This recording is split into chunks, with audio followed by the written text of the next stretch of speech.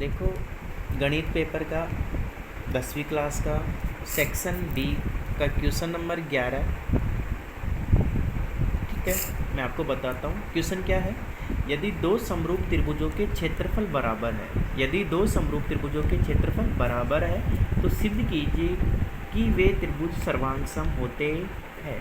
देखो, आपको क्या दिया है क्वेश्चन में, आपको दे रखा है क्वेश्चन में कि दो समरूप त्रिभुजों के क्षेत्रफल बराबर है। क्या दिया हुआ है? दो समरूप त्रिभुजों के क्षेत्रफल क्या है? बराबर। ठीक है, ये आपको क्वेश्चन में दिया हुआ है। देखो, मैं क्वेश्चन को स्टार्ट करता हूँ। मैं बनाता हूँ, जैसे मान लो कि दो त्रिभुज है। जैसे कि मैंने एक त्रिभुज बनाया ए बी सी। ठीक है, दो समरूप त्रिभुज ले रहा हूँ मैं, एक तो ले रहा हूँ ए बी सी।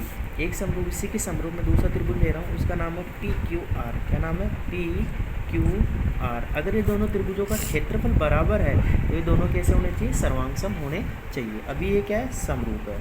देखो, क्वेश्चन को स्टार्ट करता हूँ। आपको दिया हुआ है एरिया ऑफ त्रिभुज ए बी सी बराबर एरिया ऑफ त्रिभुज पी क्यू आर। ये क्वेश्चन में दिया हुआ। इसको मान लिया मैंने समीकरण नंबर ए। देखो, आपको इसमें सिद्ध करना है। वो क्या सिद्ध करना है? आपको इसमें सिद्ध करना है कि दोनों त्रिभुज, मतलब त्रिभुज ए बी सी सर्वांग सम है त्रिभुज पी क्यू आर। ये सिद्ध करना है ना। आप ए बी सी की जगह आप कुछ और भी ले सकते हो, वो आपके ऊपर डिपेंड करता है। ठीक है, मैं इस क्वेश्चन को हल कर रहा हूँ। उपपत्ति देखो इस क्वेश्चन की।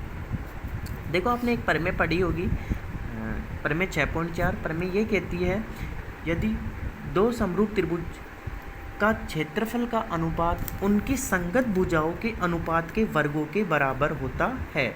दो समरूप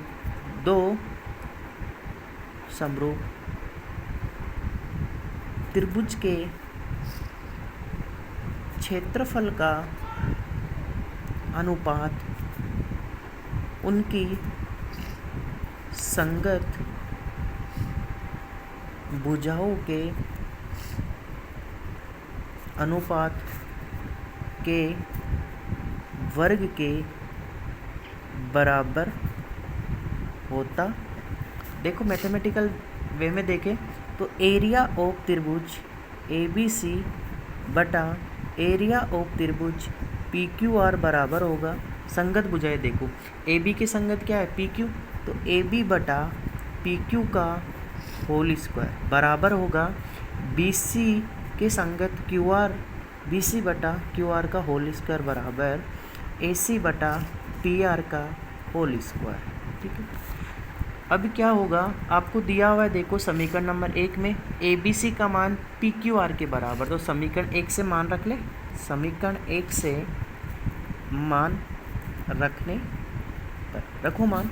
तो यहाँ पे मैं रख रहा हूँ एरिया ऑफ त्रिभुज ए बी सी बटा area of P Q R का मान रख रहा हूँ मैं ए बी सी। त्रिभुज ए बी सी बराबर होगा ए बी बटा पी क्यू का होल स्क्वायर बराबर होगा बी सी बटा क्यू आर का होल स्क्वायर बराबर होगा ए सी बटा पी आर का होल स्क्वायर। अब इसको काट देते हैं। यहाँ पे आ गया 1, इसका मतलब है 1 के बराबर आ गया ए बी बटा पी क्यू का होल स्क्वायर। और यहीं से 1 के बराबर आ गया बी सी बटा क्यू आर का होल स्क्वायर। यहीं से आ गया 1 के बराबर ए सी बटा पी आर का होल स्क्वायर। यहाँ से इसको ओपन करेंगे, अंडर रूट लगेगा। 1 के ऊपर अंडर रूट लगाने से कोई फ़र्क नहीं पड़ता।